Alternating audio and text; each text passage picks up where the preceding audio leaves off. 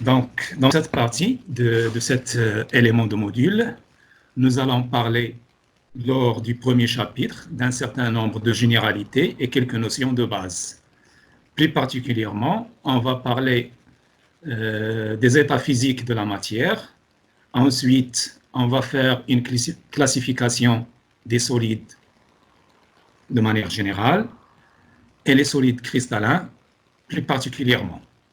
Et on va donner un certain nombre de définitions. Le chapitre suivant, on va traiter les structures métalliques. Et on va parler plus particulièrement des empilements compacts. Ensuite, on va voir parmi ces empilements compacts la structure cubique à face centrée et la structure hexagonale compacte. Ensuite, on va traiter les structures cubiques centrées et on va dire un petit mot sur les alliages. Le troisième chapitre, il va concerner les structures ioniques. Et on va se limiter à deux types de structures. Donc, les structures de type AB, ça veut dire A et B ont la même charge, et les structures de type AB2. Il y en a d'autres structures qui sont un peu plus compliquées.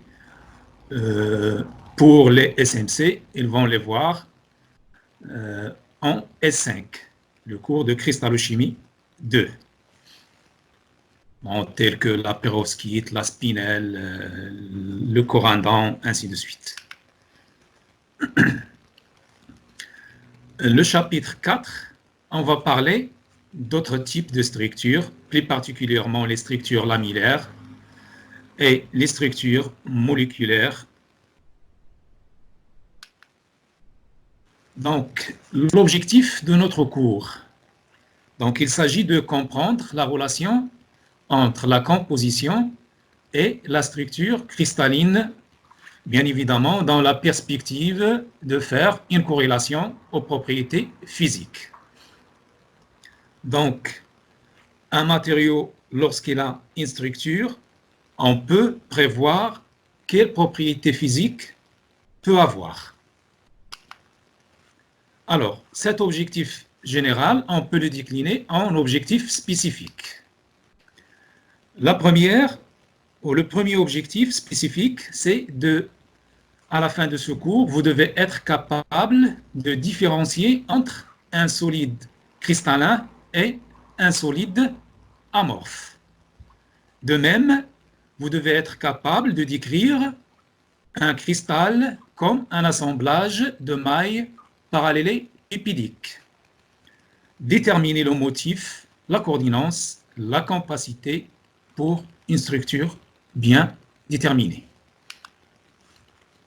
Encore, à la fin de ce cours, vous devez être capable de calculer la masse volumique d'un matériau cristallisé selon une structure donnée et faire le lien entre le rayon et le paramètre de la maille. Ensuite, vous devez être capable de situer les sites octaédriques et les sites tétraédriques d'une structure donnée et connaître quel cation peut être inséré dans ces sites. Donc, pour mener à bien ce cours et pour que ça soit plus facile pour vous, vous devez avoir un certain nombre de prérequis, un bagage. Alors, vous devez savoir l'évolution des propriétés des éléments chimiques dans le tableau périodique, ce qu'on a vu lors du cours de l'atomistique. Vous êtes censé savoir les différents types de liaisons, le cours de S2. Un certain nombre de notions de base de la cristallographie géométrique, ce que vous avez déjà vu avec mon collègue professeur Zakaria. Et des notions de base relatives à la géométrie dans l'espace. Ce qu'on a vu lorsque nous étions petits, au primaire et au collège. Triangle isocèle, les propriétés de triangle isocèle, triangle équilatéral, et un cube, c'est quoi un cube, c'est quoi un parallélopipède, ainsi de suite.